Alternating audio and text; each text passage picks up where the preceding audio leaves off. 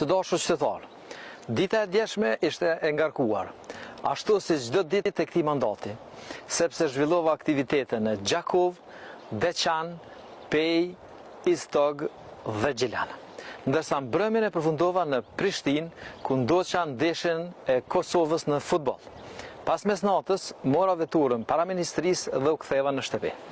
Në orët e vona, një hibrid kriminal kishte qenë i porositur dezhurni para ministrisë që duket se ishte duke kryer detyrën për të cilën paguhet. Veproi sipas shpifjes së zakonshme, duke raportuar se ministri ka qëndruar deri në orën 12 të natës në zyre duke fshehur dosje. E sot në mëngjes, Klan Kosova gdhiu me lajmin senzacional para ministrisë duke raportuar drejt për drejt për një fshehje dosjesh që gjoja kishte ndodhur një natë më parë.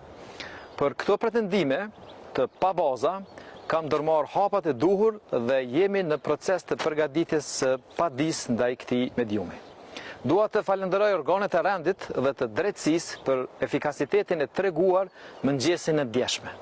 Një raportim spekulativ i mbrëmjes paraprake mjaftoi për të aktivizuar ata qysh në orën 8 të mëngjesit.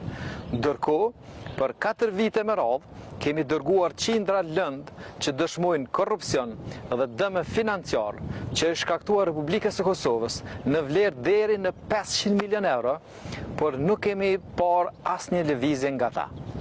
Me gjas ne kanë lënë sinë.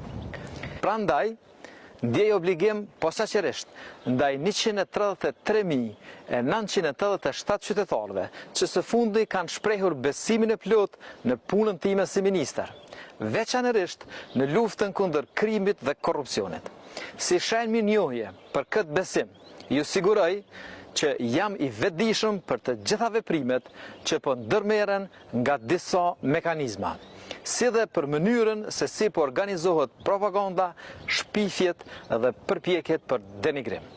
Jam i vendosur ta mbroj punën time të ndershme dhe ta ruaj dinitetin personal dhe dinitetin familjar. Për ata që dëshirojnë të shpallin luftë ndaj meje, luftë do të ketë. Dhe për një kauzë të tillë, në shërbim të luftimit të krimit dhe korrupsionit, e në mbrojtje të dinitetit tim personal, jam i gatshëm çdo ditë të vdes.